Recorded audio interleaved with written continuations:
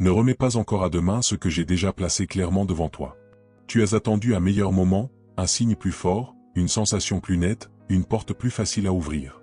Pendant ce temps, ton cœur a continué à porter des choses qui auraient dû être déposées depuis longtemps. Je ne t'envoie pas cette parole pour te faire peur.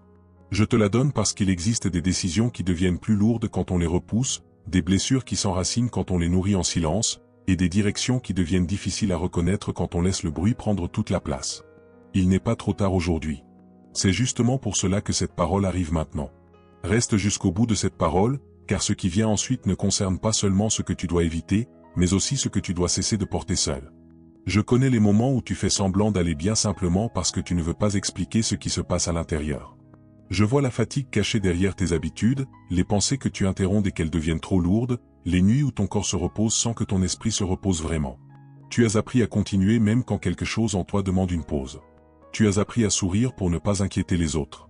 Tu as parfois accepté d'être compris à moitié plutôt que de risquer d'être mal compris entièrement. Rien de cela n'est invisible pour moi. Mais je ne veux pas seulement que tu tiennes debout. Je veux aussi que tu cesses de confondre endurance et abandon de toi-même. Il y a des charges que tu appelles responsabilités alors qu'elles sont devenues une prison. Il y a des obligations que tu continues d'honorer alors qu'elles ne viennent plus de la fidélité, mais de la peur de décevoir. Tu n'as pas besoin de te détruire pour prouver que ton cœur est bon. Tu n'as pas besoin de dire oui à tout pour montrer que tu sais aimer. Tu n'as pas besoin de rester dans des endroits qui étouffent ta paix pour démontrer ta loyauté. Il existe une différence entre servir avec amour et vivre sous la culpabilité. Il existe une différence entre pardonner et donner sans limite l'accès à ce qui t'a blessé. Tu peux garder un cœur sans haine et tout de même fermer une porte. Tu peux prier pour quelqu'un sans remettre ta vie entre ses mains. Tu peux souhaiter la paix à une personne sans retourner dans le même cycle. Je ne t'appelle pas à être dur. Je t'apprends à être clair. Une partie de ce qui t'épuise vient du fait que tu essaies encore d'obtenir une réponse de personnes qui ont déjà répondu par leurs actes. Tu relis certaines paroles. Tu repenses à certaines absences. Tu te demandes ce que tu aurais pu faire autrement, et cette habitude te ramène toujours au même endroit. Tu veux comprendre chaque détail avant de lâcher prise. Mais certaines choses ne te donneront jamais l'explication que tu attends. Tu peux passer des mois à chercher une phrase capable de réparer ce qui s'est brisé, alors que la guérison commence parfois quand tu acceptes que cette phrase ne viendra pas. Je ne te demande pas d'oublier. Je te demande de ne plus laisser un épisode ancien décider de la manière dont tu entres dans chaque nouveau jour. Je t'ai déjà protégé d'une façon qui ressemblait à un refus. Je t'ai déjà éloigné d'une porte que tu pensais nécessaire. Je t'ai déjà laissé perdre l'accès à quelque chose parce que tu aurais perdu bien plus en le gardant. Sur le moment, tu as appelé cela retard, injustice ou confusion. Avec le temps, certains détails ont commencé à prendre leur place. Tu as compris pourquoi une relation n'a pas continué, pourquoi une occasion s'est fermée, pourquoi une réponse n'est jamais arrivée. Tout ne sera pas expliqué aussi vite. Certaines protections ne deviennent visibles qu'après plusieurs saisons. C'est pour cela que tu dois apprendre à ne pas mesurer ma présence seulement par ce que tu obtiens. Quand je te dis d'attendre, je ne t'abandonne pas. Quand je te dis d'avancer, je ne te promets pas que tout sera simple. Quand je ferme une direction, je ne réduis pas ta valeur. Quand je te corrige, je ne retire pas mon amour. Tu as parfois interprété mon silence comme un éloignement parce que tu attendais une émotion forte. Pourtant, je travaille aussi dans les jours ordinaires, dans les décisions discrètes, dans les petites résistances qui t'empêchent de retourner à ce qui te faisait du mal. Tu cherches souvent un grand signal alors que je t'ai déjà donné une paix inhabituelle, une conviction persistante, une répétition que tu ne peux plus ignorer, ou un malaise intérieur devant quelque chose qui semble pourtant parfait de l'extérieur. Ne transforme pas chaque coïncidence en signe. Ne transforme pas chaque peur en avertissement. Ne transforme pas chaque envie en direction. Le discernement n'est pas une course pour donner un sens mystique à tout ce qui arrive. Il demande du calme, de la vérité et du temps. Ce qui vient de moi ne te pousse pas à trahir ce qui est juste pour obtenir plus vite ce que tu veux. Ce qui vient de moi ne t'oblige pas à mépriser quelqu'un pour te sentir choisi. Ce qui vient de moi ne nourrit pas ton orgueil en te faisant croire que tu n'as jamais besoin d'être corrigé. Ma direction peut te déranger, mais elle ne te pousse pas à devenir quelqu'un que tu ne reconnais plus. C'est ici que beaucoup se trompent. Ils veulent une confirmation pour une décision déjà prise. Ils demandent un signe, mais refusent tout signe qui ne confirme pas leur désir. Ils appellent foi ce qui est parfois impatience. Ils appellent paix ce qui est parfois soulagement temporaire. Ils appellent attaque ce qui est parfois conséquence d'un choix mal préparé. Je ne veux pas que tu vives ainsi. Je veux que ta foi soit assez solide pour accepter aussi une réponse qui ne correspond pas à ton plan. Je veux que tu puisses dire oui quand je t'ouvre une porte et non quand une porte t'éloigne de ce qui est bon, même si elle brille beaucoup. Écris aujourd'hui dans les commentaires cette phrase simple, je n'attends plus pour obéir à Dieu. Ne l'écris pas comme une formule magique. Écris-la comme un rappel pour toi-même. Il y a une différence entre vouloir changer et commencer à changer. Il y a une différence entre reconnaître une direction et faire le premier pas. Le commentaire n'est pas la transformation. Le premier petit acte cohérent après ce commentaire, lui, peut marquer le début d'une vraie décision. Tu as repoussé certaines choses parce que tu pensais devoir avoir toute la force avant de commencer. Je ne t'ai jamais demandé d'avoir toute la force d'un seul coup. Je te demande le prochain pas. Parfois, ce pas est un appel que tu évites. Parfois, c'est supprimer un contact qui rouvre toujours la même blessure. Parfois, c'est remettre de l'ordre dans tes dépenses. Parfois, c'est dormir à une heure raisonnable parce que ton corps n'est pas une machine. Parfois, c'est reconnaître que tu as tort et demander pardon sans préparer une défense. Parfois, c'est dire non sans écrire un long discours pour justifier ta limite. Ce sont de petites décisions, mais une vie se construit avec ce type de décision. Tu veux souvent savoir ce que je vais faire dans plusieurs mois alors que je t'ai déjà montré ce que tu dois faire aujourd'hui. L'avenir devient une distraction quand il sert à éviter le présent. Tu peux passer des heures à imaginer le résultat d'une situation et ne rien faire de la seule chose qui dépend de toi. Tu peux prier pour une nouvelle porte tout en laissant en désordre celle qui est déjà ouverte. Tu peux demander une nouvelle responsabilité tout en traitant avec négligence celle que tu as maintenant. Tu peux vouloir une relation saine tout en continuant à répondre aux mêmes personnes qui t'apprennent à douter de ta valeur. Je t'appelle à une foi pratique, pas à une attente vide. Je ne t'ai pas donné la capacité d'aimer pour que tu l'utilises contre toi. Tu as offert des secondes chances à des personnes qui n'avaient même pas reconnu la première blessure. Tu as expliqué tes limites à des gens qui n'avaient aucun intérêt à les respecter. Tu as accepté des excuses sans changement parce que tu avais peur de passer pour quelqu'un de dur. Et quand le même comportement est revenu, tu t'es accusé d'être trop sensible. Il faut que cela cesse. Le pardon peut libérer ton cœur sans reconstruire la même proximité. La compassion peut exister avec une distance. Le respect de l'autre n'exige pas le mépris de toi-même. Tu as parfois prié pour que je change une situation alors que je voulais d'abord changer ta manière d'y répondre. Tu as demandé que la pression disparaisse, mais elle a révélé où tu avais besoin de limites. Tu as demandé que certaines personnes se comportent autrement, mais leur comportement a révélé ce que tu ne devais plus accepter. Tu as demandé une solution immédiate, et le délai t'a obligé à devenir plus organisé, plus attentif, plus humble. Je ne glorifie pas ta souffrance. Je ne te demande pas d'aimer ce qui te fait mal. Mais je peux produire de la maturité même dans une période que tu n'aurais jamais choisie. Tu n'as pas besoin de comprendre toute la route pour marcher avec sagesse aujourd'hui. Tu as seulement besoin de ne pas mentir à toi-même sur ce que tu vois déjà. Si une relation exige constamment que tu renonces à ta paix, regarde ce fait. Si une dépense répétée détruit ton équilibre, regarde ce fait. Si une habitude te vole ton sommeil, ta concentration ou ton respect de toi-même, regarde ce fait. Si une personne t'apporte uniquement quand elle a besoin de quelque chose et disparaît quand tu as besoin d'elle, regarde ce fait. La vérité peut être inconfortable, mais elle devient plus douce que le coup de l'illusion quand tu lui donnes enfin une place. Il existe aussi des moments où tu vas devoir avancer sans recevoir l'approbation de ceux qui t'entourent. Tu as trop souvent pris leur silence comme une preuve que ton idée était mauvaise. Tu as laissé le doute des autres devenir ta voix intérieure. Tu as attendu que quelqu'un croie en toi avant de faire le travail nécessaire. Pourtant, certaines personnes ne comprendront ton choix qu'après avoir vu son fruit. D'autres ne le comprendront jamais. Tu ne peux pas construire toute ta vie autour de la réaction de gens qui ne portent pas ta responsabilité. Écoute les conseils sages, accepte la correction utile, puis cesse de demander une permission infinie pour devenir plus discipliné, plus stable et plus fidèle. Si cette parole t'aide à remettre de l'ordre dans quelque chose que tu avais laissé confus, laisse simplement un like au moment où cette décision devient claire pour toi. Fais-le sans interrompre ce que tu es en train de recevoir. Un petit geste peut aussi aider cette parole à atteindre une personne qui repousse depuis longtemps une décision nécessaire. Je veux que tu apprennes à reconnaître mes signes sans devenir dépendant de signes à chaque heure. C'est exactement pour cela que le livre comme Reconnaître les signes de Dieu au quotidien peut t'aider. Le lien se trouve dans le commentaire épinglé. Utilise-le comme un guide pour comparer ce que tu ressens avec des principes solides, pour éviter de confondre peur, hasard, impatience et direction. Ne cherche pas un signe pour éviter de réfléchir. Apprends plutôt à regarder ce qui produit la paix, la vérité, la responsabilité et un fruit cohérent dans ta vie. Il y a des réponses qui viennent après une longue période parce que tu n'étais pas encore prêt à les porter sans te perdre. Tu pensais parfois que recevoir plus rapidement aurait réglé ton problème. En réalité, certaines bénédictions arrivent avec des exigences. Une nouvelle responsabilité demande plus de discipline. Une relation saine demande une communication que tu n'avais pas encore apprise. Une meilleure situation financière demande de nouvelles habitudes, sinon l'argent supplémentaire disparaît avec les mêmes décisions. Une porte plus grande demande une identité qui ne dépend pas de l'applaudissement. Je ne veux pas seulement te donner quelque chose. Je veux que ce que tu reçois ne te détruise pas. Je veux aussi parler de la culpabilité qui revient chaque fois que tu commences à aller mieux. Une voix te rappelle ce que tu as fait, ce que tu as raté, ce que tu aurais dû comprendre plus tôt. Elle te dit que tu ne mérites pas une nouvelle chance parce que tu as déjà gaspillé du temps. Ne confonds pas condamnation et correction.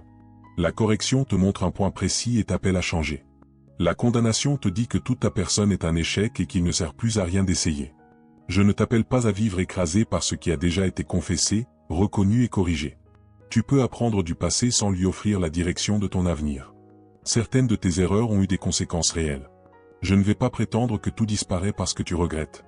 Mais une conséquence n'est pas une identité. Une dette peut être remboursée. Une confiance peut parfois être reconstruite lentement. Une compétence peut être apprise. Une mauvaise habitude peut être remplacée. Une saison perdue ne signifie pas une vie perdue. Tu ne peux pas revenir en arrière, mais tu peux arrêter d'ajouter de nouveaux dommages à ce qui t'a déjà coûté cher. C'est cela, commencez maintenant. Ne reste pas prisonnier du besoin de sentir quelque chose de puissant avant d'agir. La plupart des changements importants commencent de façon ordinaire. Tu fermes une application au lieu d'y perdre 1 heure. Tu choisis de ne pas répondre sous la colère. Tu mets de côté une petite somme au lieu d'acheter impulsivement. Tu ouvres le document que tu repousses depuis plusieurs jours. Tu prends rendez-vous pour régler un problème concret.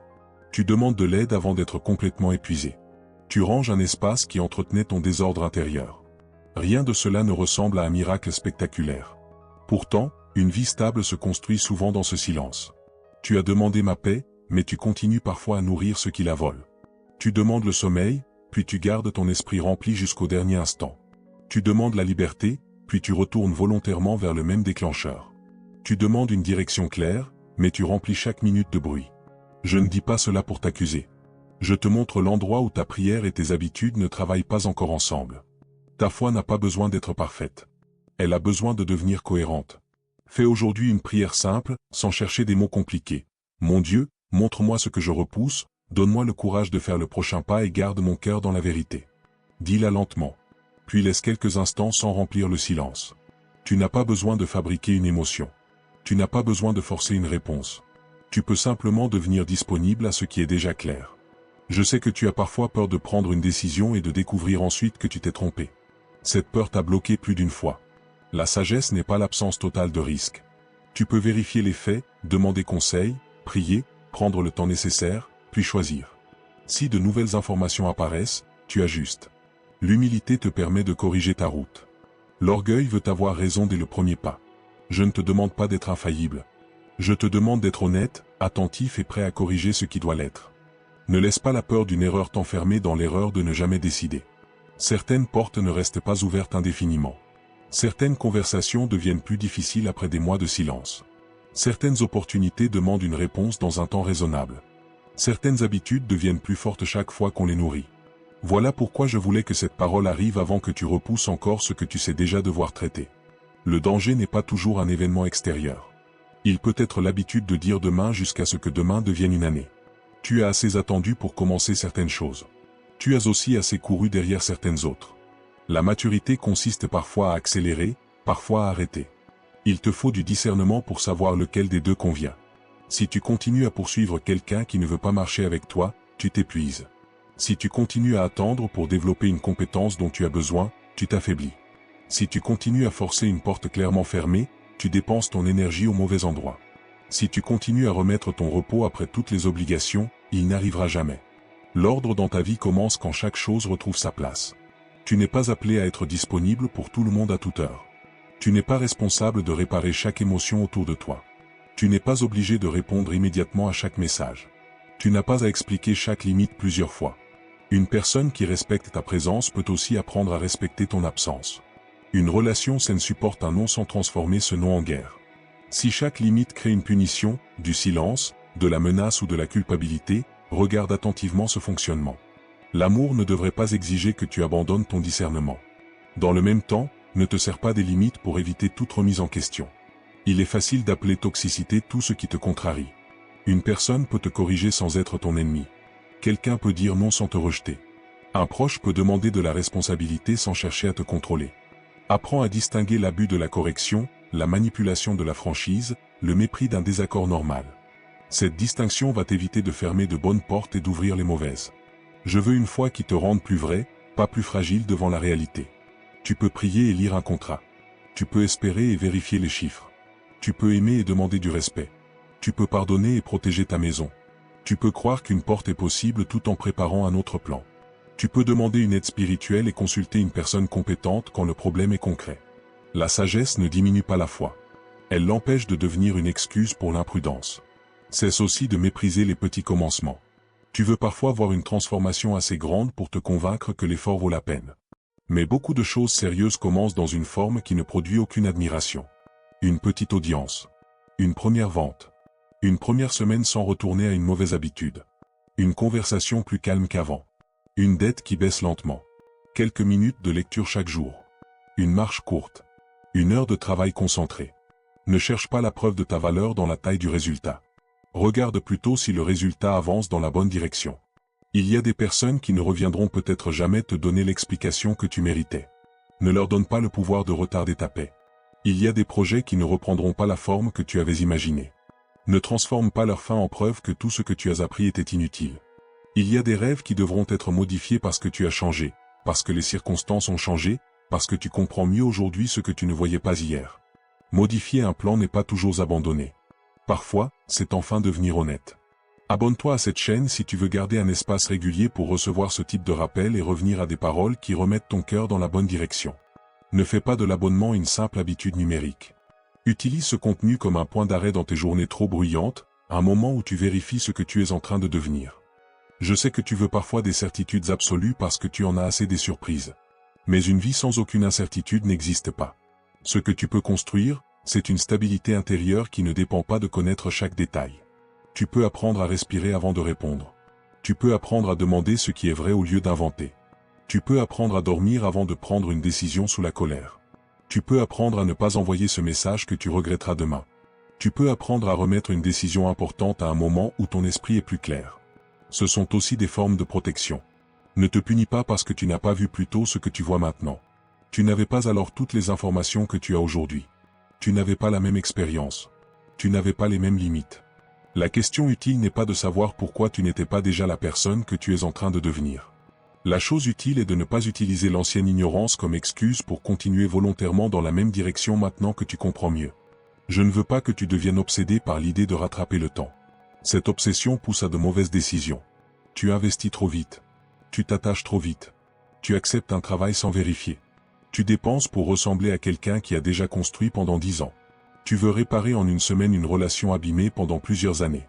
Tu veux récupérer immédiatement la confiance que tes propres actes ont réduite.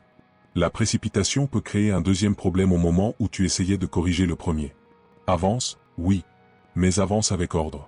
Ta paix n'est pas la récompense que tu recevras seulement quand tout sera réglé. Apprends à protéger une part de paix pendant que certaines choses restent incomplètes. Il y aura toujours un dossier ouvert, une attente, une décision future, une dépense imprévue, une personne difficile, un projet qui n'est pas terminé. Si tu repousses toute paix jusqu'au jour où rien ne manquera, tu la repousseras sans fin. Crée des espaces simples où ton esprit peut descendre de la pression. Coupe parfois le bruit. Marche. Respire. Prie. Lis.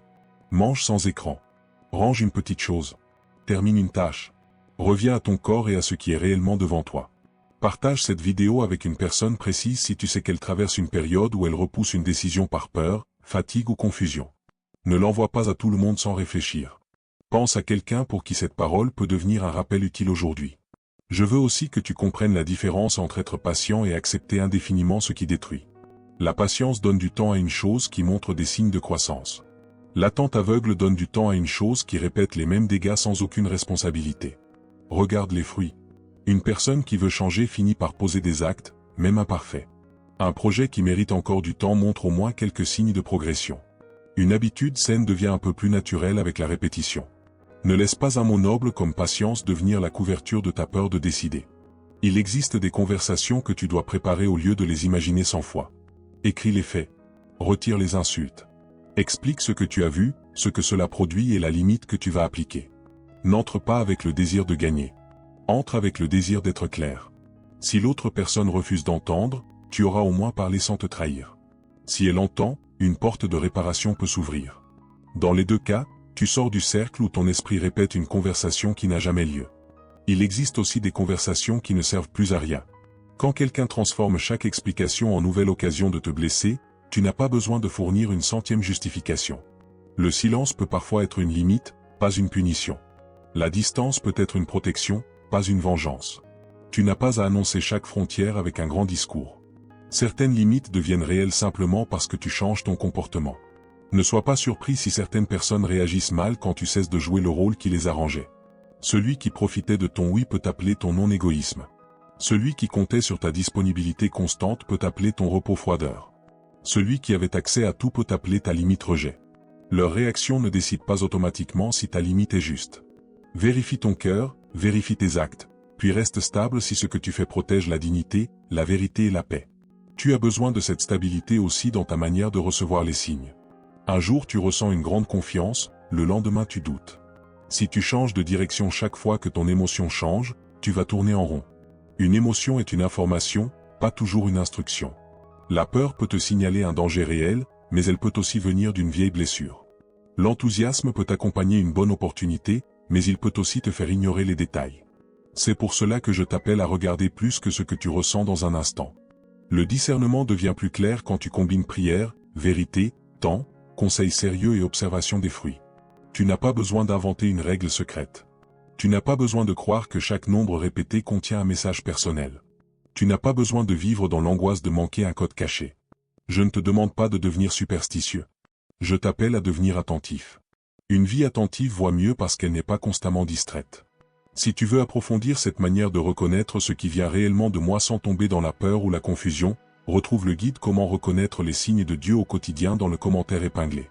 Ne le prends pas comme une collection de promesses faciles. Serre-t'en pour construire des repères simples que tu peux appliquer dans les décisions ordinaires, les relations, les périodes de silence et les moments où plusieurs directions semblent possibles. Je sais que le manque de contrôle te dérange. Tu aimerais pouvoir garantir la réaction des autres, le résultat d'un projet, la fidélité d'une personne, la stabilité d'un revenu, la durée d'une bonne période. Tu ne peux pas. Une partie de ta paix reviendra quand tu cesseras de demander à la vie une garantie qu'elle ne peut pas donner. Tu peux contrôler ton honnêteté, ta préparation, tes limites, ton travail, ta manière de répondre. Tu ne contrôles pas tout le reste. Lâcher ce faux contrôle n'est pas abandonner. C'est arrêter de dépenser ton énergie sur ce qui ne t'obéira jamais. Quand une personne change d'avis sur toi, ne cours pas immédiatement pour corriger son opinion. Tout malentendu n'a pas besoin d'un procès. Certaines personnes ont déjà choisi leur version. Tu peux expliquer une fois, avec calme, si la relation le mérite. Ensuite, laisse tes actes parler. Vivre en essayant de contrôler chaque opinion te rend prisonnier de gens qui ne pensent peut-être à toi que quelques minutes. Tu mérites une vie plus grande que cette surveillance permanente. Quand tu fais une erreur publique, le principe reste le même. Reconnais ce qui est vrai. Corrige ce qui peut l'être. Ne construis pas une défense autour de ce qui est évident. Les gens n'attendent pas toujours la perfection. Beaucoup respectent une personne capable de dire qu'elle s'est trompée. La honte veut te cacher. L'orgueil veut t'excuser. La maturité veut réparer. Je ne te promets pas une vie sans conséquences, sans critique ou sans perte. Je te promets que tu peux traverser ces choses sans devenir l'esclave de chacune d'elles. Tu peux perdre une opportunité sans perdre ton identité. Tu peux être critiqué sans devenir amer. Tu peux être rejeté sans te mettre à mendier de l'affection. Tu peux recommencer sans faire semblant que le passé n'existe pas. Tu peux apprendre à vivre avec une cicatrice sans laisser la cicatrice conduire. Une des choses que tu dois arrêter maintenant est l'habitude de remettre ta valeur entre les mains de la dernière personne qui t'a parlé. Un compliment te monte, une critique te détruit, un silence te fait douter, un refus t'écrase. Cette instabilité t'épuise. Reviens à quelque chose de plus solide. Regarde tes valeurs. Regarde ce que tu pratiques. Regarde les engagements que tu tiens. Regarde la manière dont tu traites les autres quand personne ne te récompense. La valeur n'est pas une humeur donnée par l'extérieur. Je vois aussi les domaines où tu t'es sous-estimé. Tu as parfois accepté moins parce que tu pensais que demander mieux serait trop. Tu as accepté des comportements médiocres. Tu as demandé trop peu pour ton travail. Tu as caché une capacité parce que tu craignais les critiques. Tu as laissé une personne plus bruyante prendre toute la place. Il ne s'agit pas de devenir arrogant. Il s'agit d'arrêter de confondre humilité et effacement. L'humilité dit la vérité sur tes forces comme sur tes faiblesses. Tu peux reconnaître que tu es bon dans quelque chose sans mépriser ceux qui apprennent. Tu peux recevoir une récompense sans croire que tu es supérieur. Tu peux vouloir plus sans être ingrat pour ce que tu as. Tu peux construire une vie meilleure sans avoir honte de ton point de départ. La pauvreté, l'échec, le manque de diplôme, une enfance difficile ou une période de confusion ne donnent à personne le droit de décider à ta place ce que tu seras pour toujours. Je veux que tu avances avec cette dignité calme. Pas avec une colère qui cherche à prouver. Pas avec une obsession de montrer aux autres qu'ils avaient tort. Si ton succès devient uniquement une vengeance, ceux qui t'ont blessé continuent de diriger ta vie depuis ton esprit. Travaille parce que ce travail a du sens. Grandis parce que tu veux devenir stable. Apprends parce que l'ignorance coûte cher. Construis parce que ta vie mérite de devenir plus solide, même si personne de ton passé ne regarde. Ne transforme pas le passé en public permanent devant lequel tu dois performer. Les personnes qui se sont moquées de toi ne méritent pas une place gratuite dans chacune de tes décisions. Les personnes qui t'ont ignoré ne doivent pas devenir le moteur de tes objectifs. Tu peux reconnaître la blessure, puis choisir un moteur plus sain. La paix tient plus longtemps que la revanche. Il y aura encore des jours où tu retomberas dans une vieille réaction. Tu répondras trop vite. Tu chercheras une approbation. Tu repousseras une tâche. Tu penseras trop longtemps à une personne qui ne mérite plus autant d'espace. Ne transforme pas un recul en abandon complet. Corrige plus vite. Reviens plus vite. Une mauvaise heure n'a pas besoin de devenir une mauvaise semaine. Une mauvaise semaine n'a pas besoin de devenir le retour à toute une ancienne vie. Apprends à raccourcir le temps entre l'erreur et la correction. C'est un signe de maturité. Avant, tu pouvais rester plusieurs jours dans la colère. Maintenant, tu peux reconnaître après quelques minutes que cette colère te conduit mal. Avant, tu pouvais dépenser tout un mois sans regarder tes comptes. Maintenant, tu peux vérifier chaque semaine. Avant, tu pouvais accepter des comportements pendant des années. Maintenant, tu peux poser une limite après avoir vu un schéma clair. Le progrès n'est pas toujours l'absence d'erreur. Il est souvent une correction plus rapide et plus honnête. Je veux que tu arrêtes aussi de croire que tu dois tout faire en même temps. Cette idée t'écrase avant même le premier pas. Tu regardes une maison entière en désordre et tu n'oses pas ranger une pièce. Tu regardes toute une dette et tu n'oses pas organiser le premier paiement. Tu regardes un projet complet et tu ne commences pas la première page. Tu regardes toute une transformation personnelle et tu te sens déjà en retard. Réduis la taille du prochain pas. Fais ce qui est devant toi. Puis fais le suivant. La discipline devient plus légère quand elle cesse de dépendre de ton humeur. Prépare certaines décisions à l'avance. Si tu veux économiser, automatise une part quand c'est possible. Si tu veux travailler sans distraction, éloigne ce qui t'interrompt. Si tu veux lire, laisse le livre visible. Si tu veux mieux dormir, crée une heure où les écrans commencent à disparaître. Si tu veux prier, fixe un moment simple au lieu d'attendre une inspiration rare. Tu n'es pas faible parce que tu organises ton environnement. Tu es sage parce que tu connais tes tendances. Ne fais pas confiance à la version de toi qui apparaît toujours sous fatigue, faim, colère ou panique pour décider des grandes choses. Donne-toi le droit de dire que tu répondras demain. Donne-toi le droit de relire. Donne-toi le droit de demander un document écrit. Donne-toi le droit de quitter une pièce avant que les mots deviennent destructeurs. Beaucoup de problèmes ne viennent pas d'une mauvaise intention, mais d'une réaction faite dans un mauvais état. Tu as le droit d'être lent dans une décision importante et rapide dans une petite correction évidente. Tu n'as pas besoin de demander une semaine pour arrêter une insulte. Tu n'as pas besoin d'attendre un signe supplémentaire pour ne pas conduire épuisé, pour ne pas dépenser ce que tu n'as pas, pour ne pas mentir, pour ne pas humilier quelqu'un. Certaines directions sont déjà simples. Ne complique pas ce qui est clair simplement parce que l'obéissance te coûte. Je voulais t'envoyer cette parole avant que l'habitude du report devienne encore plus naturelle. Chaque fois que tu repousses une chose importante, ton esprit apprend que le soulagement immédiat vaut plus que le résultat futur. Chaque fois que tu fais le petit pas malgré l'inconfort, ton esprit apprend le contraire. Tu n'as pas besoin d'une personnalité différente. Tu as besoin de répétitions différentes. Il y aura un moment aujourd'hui où tu voudras retourner à l'ancien réflexe. Tu reconnaîtras peut-être une envie de fuir, d'acheter, de répondre, de vérifier encore, de demander encore une confirmation, de revenir vers quelqu'un ou de reporter une tâche. C'est à ce moment que cette parole doit devenir pratique. Pas dans une émotion de quelques minutes, mais dans un choix concret. Arrête-toi. Observe ce qui est en train de se passer. Reviens à ce que tu as décidé quand ton esprit était plus clair. Tu n'es pas obligé de gagner chaque bataille intérieure avec une force spectaculaire. Parfois, tu gagnes simplement en ne nourrissant pas la pensée. Tu changes de pièce. Tu poses le téléphone. Tu vas marcher. Tu bois de l'eau. Tu reprends ton travail. Tu appelles une personne stable. Tu ouvres ton carnet. Tu relis une décision. Tu remets ton attention sur quelque chose de réel. Une tentation ou une peur devient souvent plus forte quand tu restes immobile à la regarder. Je veux que ta foi se voie aussi dans cette simplicité. Pas uniquement dans ce que tu dis, mais dans la manière dont tu traites ton temps, ton argent, ton corps, tes engagements et tes relations. Une foi qui ne touche jamais tes habitudes reste théorique. Une prière qui ne modifie jamais une décision devient facilement un refuge contre la responsabilité.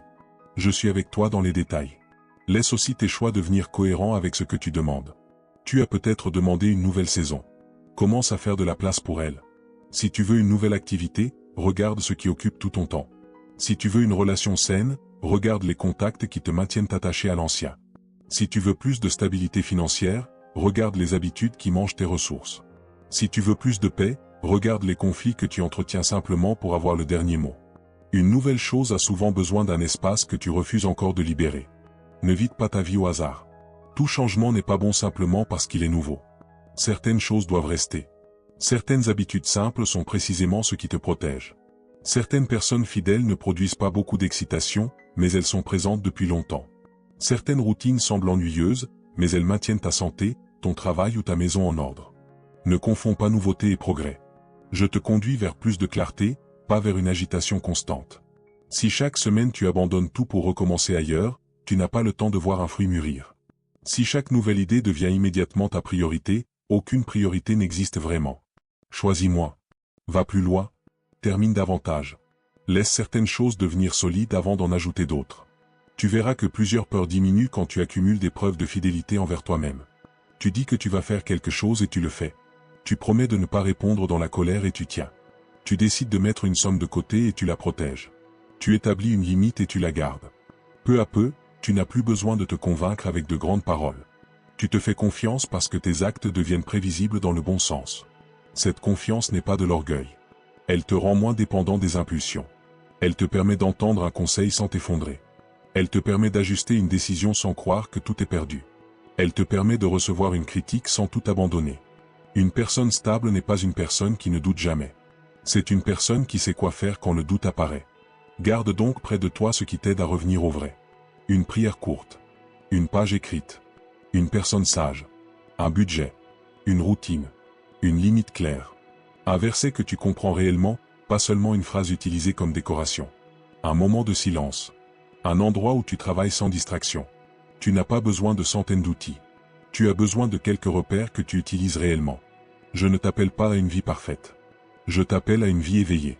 Une vie où tu remarques plus vite quand tu t'éloignes. Une vie où tu ne laisses pas une mauvaise habitude devenir invisible simplement parce qu'elle est ancienne. Une vie où tu remercies sans devenir passif. Une vie où tu demandes plus sans mépriser ce que tu as. Une vie où tu sais que certaines portes s'ouvrent avec la grâce et d'autres avec des heures de travail patient. Et quand tu ne comprends pas encore ce qui se passe, ne remplis pas l'espace avec des accusations contre toi. Tu n'es pas obligé de conclure que tu as échoué simplement parce que la réponse tarde.